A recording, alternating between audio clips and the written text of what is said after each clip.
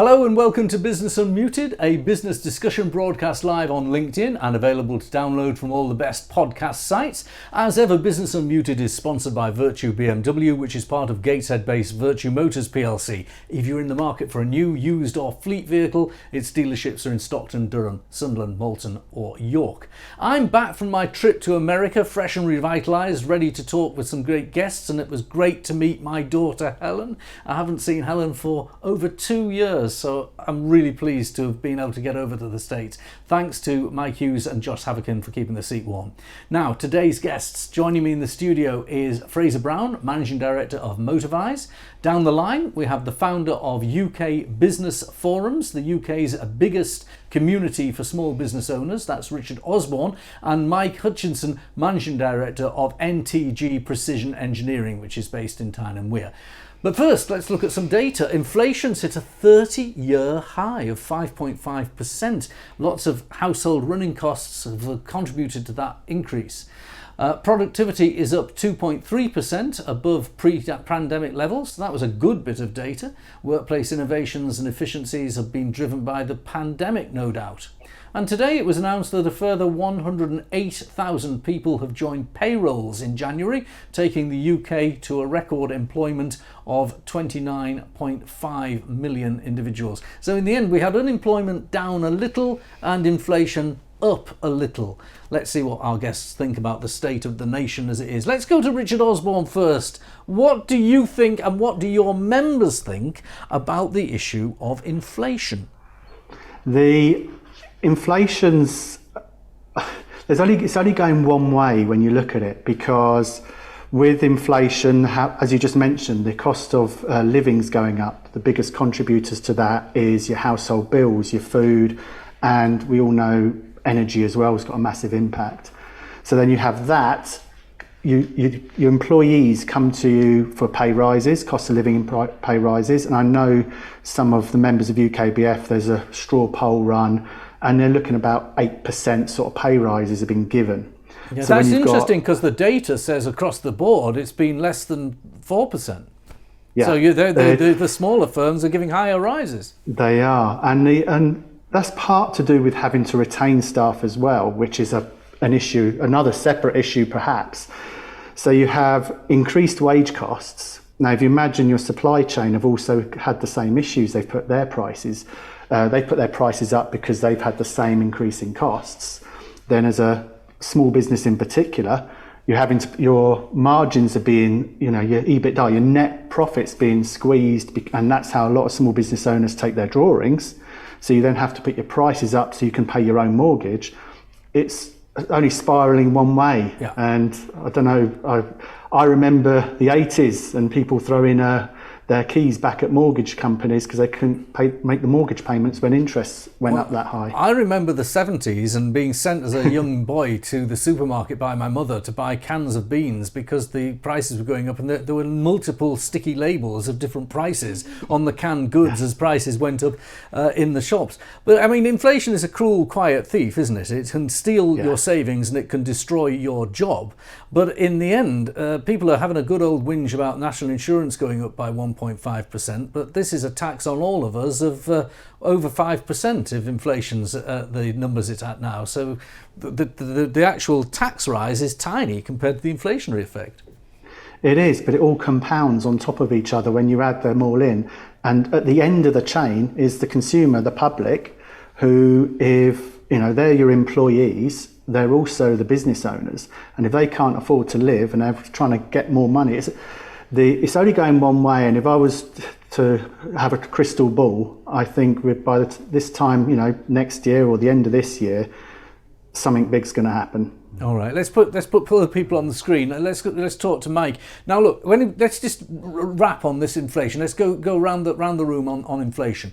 We've got the situation where we've just heard Richard talking about wage rises, but if wage rises are given at the lower amount, it will force people to spend some of their savings, and there are huge amount of savings in people's bank accounts. If people were in work during the pandemic, even if they were on furlough, people were able to save because the cost of actually living was less. You didn't go out and buy things and spend things because it was closed.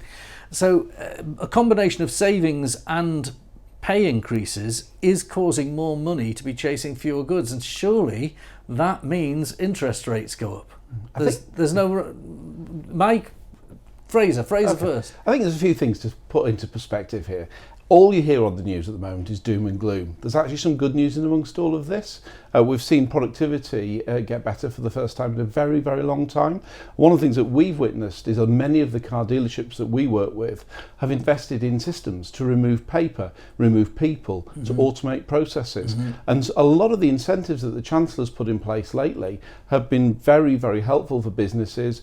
Think about the R&D tax credits. All of that's work that's been going on over the past few years is starting to take effect. Combine that with the fact we've had a reduction in unemployment, and undoubtedly the inflationary pressures that we're seeing are based on fuel prices, they're based on the cost of transport. Look at the cost of getting transporting a container from China. The cost of transporting a container from China has gone up tenfold nearly in the last 12 months. So all of these pressures are world pressures, and I do not think we're going to see the crash at the end of the year. I think what we're going to see is the Bank of England and world economies getting inflation back under control. In the middle part of 2022, we will start to see inflation becoming very sensible again. The key thing to say about the wage inflation, we are very clearly seeing that people remaining in the same position are not seeing huge hikes in pay. We're not seeing that. What we are seeing is poaching costs. So to get me to leave my organisation and go to another organisation, we're seeing huge incentives. And that's where the wage inflation is currently being shown, where you are taking somebody from one organisation to another. What we haven't seen to date is huge increases in pay for people remaining in the same organisation in the automotive sector. It's a fair point, well made, and also there are some things that will fall out of inflation. In the inflation figures we've just seen announced today, in the middle of February, there was the increase in VAT on eating out. Now that's never going to happen again. There we are. Mike, what about you? You're in manufacturing, high-end manufacturing. How are you dealing with these issues?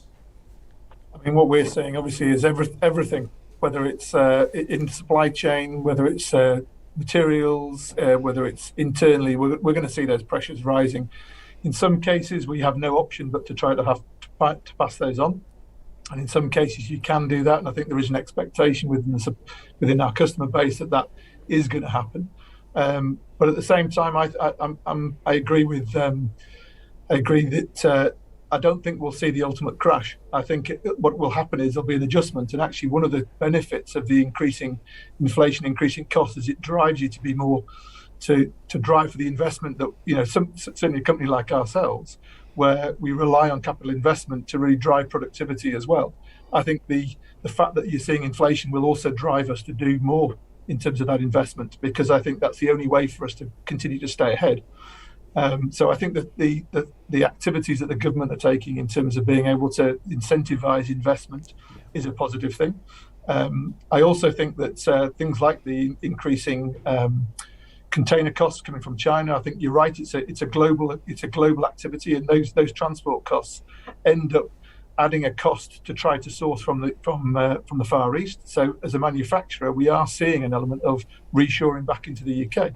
I can't say it's completely widespread yet, but certainly with an element of issues around customs, around transport, around global costs going up, you will start to see an element of reshoring, and that has got to be a positive thing for the UK. Certainly in my own business, what we're seeing is that generally the market in the sectors we serve is really positive at the moment, and we're certainly seeing order books rising from all our customer base, which is really, really positive. And certainly the sentiments are positive too. And if you talk in the sort of a capital equipment market where we would have to go to get a further investment, that is also, they're also seeing significant investment going on, which has got to be a positive thing. So okay, the challenge, I think, is for us all to not let inflation, wage inflation, escalate too far. We believe we pay well, but we also need to make sure that we can retain our highly skilled employees. We are a capital and skills intensive business, and therefore it's important that we're able to maintain both the investment in our equipment, but also in our people as well. And we have to be able to make sure that the wages are competitive and continue to be competitive, but don't go out of control. I think it's a fascinating point. We've all talked about in this little segment wage inflation, and certainly your point about poaching costs is well taken.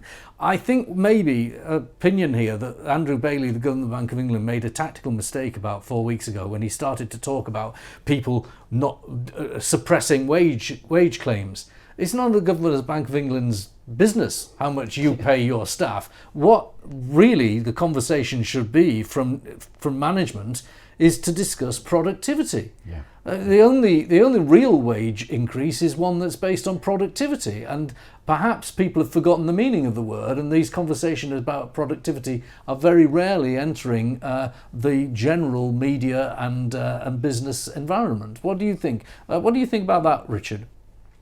Well, first of all, I agree with your comment about the Bank of England, the statement around wages and not people just not pushing for the wage. I also agree with what Fraser says about the cost of retaining staff and basically the poaching. We're seeing a lot of that in software development, which is part of what we're involved in, and trying to retain people, especially in the new sort of working way of hybrid working. There was always a challenge of competing with London firms, particularly in the fintech sector. Now you're competing nationally and internationally because the wages are growing up internationally around that, and that's driving significantly increased salaries. Productivity is an interesting one, because I had a look at some of the sort of the graphs produced by ONS particularly when we go back sort of during the COVID time, when you look at sort of the gross value added and you see the expected dip during COVID, and then you see the expected dip in hours worked, as you would, because the furlough and productivity was down, a lot of businesses did close. But then halfway through the pandemic, you see the output per hour skyrockets. So when you start to look underneath the productivity numbers themselves, that increase in output per hour from those who are working hasn't dropped down proportionally, I feel. Yeah. So that ties in. I'd again nod towards. In other words, the productivity gain of the pandemic has now been banked in the economy. Yes, but also you could always argue that people are either working harder or more efficiently. Touching on what Fraser said a moment ago about efficiencies being brought in within the motor industry, I see that across the board. A lot of businesses have been forced to become more productive. They've been forced to try and run on a shoestring in some cases, which drives that economy and productivity. And then we see the benefit of it. When you draw a line over the past few years, productivity is following a consistent trend. So I think we're kind of on a par with where we should expect to be, but we are seeing significant improvements in productivity from a smaller workforce, driven by what I think the past couple of years have taught business. I think that's fascinating, Richard. Can I just ask you a comment, any of you, about the difference between white collar and blue collar productivity? Now, Mike is running a precision engineering business, and productivity traditionally means sort of time and motion. How much time a machine is running, what's the capacity of the factory. Productivity is a common thing in precision engineering. But what about accountancy? My own business is going to a new type of accountancy software that intelligently links people paying their invoices to the bank, and suddenly there's a whole series of checks that are being done automatically. Yeah. What about productivity in the NHS? We don't have the staff necessarily, but the operating theatres don't work through the night, for instance. What about productivity in the local authority? I was buying a house. My wife has been buying a house, and it's taken 3 times as long to get the search results through as a result of the pandemic. So there are lots of other areas of productivity that can be looked at that maybe aren't right at the front line in business. Comments on that? So, for example, in the motor industry, we've seen the number of cars sold per salesperson go up from around 16 to about 19 as an average. And some businesses that have really removed paper and invested in systems like MotorVise, which really automates things and utilises artificial intelligence, they've gone from kind of 16 to 26 car sales per salesperson. And what that then does by having really good systems that you've invested in is it enables the salesperson to really focus on what they're good at, which is the human skills. Yeah. So we give customers superb customer experiences rather than spending time typing bits into a paperwork. You've got a system that's automatically ingested the lead from the web because it all links together through integration and then automatically populates an order form, and the customer literally puts an e-sig on it and then everything's done. Instead, historically, you'd have spent reams and reams of paper, up to 17 signatures to buy a car. Yeah. So, you know, by removing all of that paperwork and investing in technology, using the R&D tax credits available at the moment, it gives businesses an unprecedented opportunity to improve productivity from a white collar perspective rather than the blue collar. Great. Okay, can I just slightly change the subject? As we came on the programme live on Wednesday, I checked the oil price, and it's $95 a barrel, which is pretty high. Not quite 100, 95 Brent crude, 3 o'clock on the 16th of February. Of course, if Russia does invade Ukraine, the likelihood is that that will scale up possibly beyond $100. There'll be crashes and all sorts of things on the stock exchange. And I just wonder to what extent these big global things are worrying people in our conversation today. Mike, what do you think, particularly about the Ukraine situation? Is it something that alarms you, that you could see there's a connectivity between your own business and what's happening geopolitically? I'd like to think it's not going to happen, but maybe that's slightly naive. But I think certainly the rise in the uncertainty is driving oil price, which is going to drive an exploration. You know, is going to drive further exploration. People are going to want to take advantage of that, and we are linked to the oil and gas sector to a certain extent. I would like to think that there's a lot of saber rattling going on. That the uncertainty is destabilizing to a certain extent, but at the same time, it's also causing further investment in the UK, and predominantly our business at the moment is UK focused. So, you know, that is a positive. I'm not saying that is a very good point. At any time that the oil price is high, the supply chain gets active, doesn't it? Correct. You know, in every sector now. You know, obviously, and I think also it brings what Fraser was saying earlier. The challenges of cost actually drives you to then think, blimey, the costs are high. How do we get more efficient? And I think the whole, you know, as these costs escalated, it's something that manufacturing industries have done for years, which is to drive that productivity piece, you know, at a very detailed process level. And I think, you know, it's just going to continue. So as costs rise, inflation rises, it drives you to be more innovative. And the people that survive are the people that are the most innovative, in my view. The only challenge then is obviously where you need to invest, and you've got significant sums to invest in certain areas that ideally that the sort of government can help support and in whatever way, whether that's tax breaks, whether that's through grants, through incentives, local incentives, you know, all of that is positive to encourage investment and let the innovators and let the entrepreneurs get moving. Richard, there's a lot of positivity in this discussion today. How do you feel about the issue with Ukraine? Do you feel that similarly that there's nothing you can do about it, so let's just get on with it, or is it something you're anxious about? No, not anxious about it. As Mike just said, obviously hope it doesn't happen, and there will be ramifications in the sense, well, it's not wrong choice of words, but knock-on effects from it happening.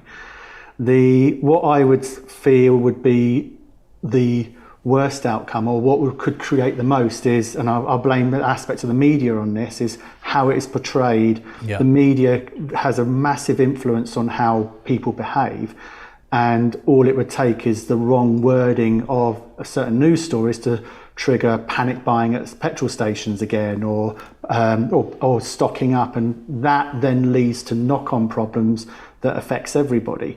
Actually, whether Russia invades or not is not even coming into the conversations within our own community, within the UKBF's community. It's not at the forefront of everybody's mind as in what they're talking about and the challenges they're facing day to day. They are still real world, typical, normal business challenges.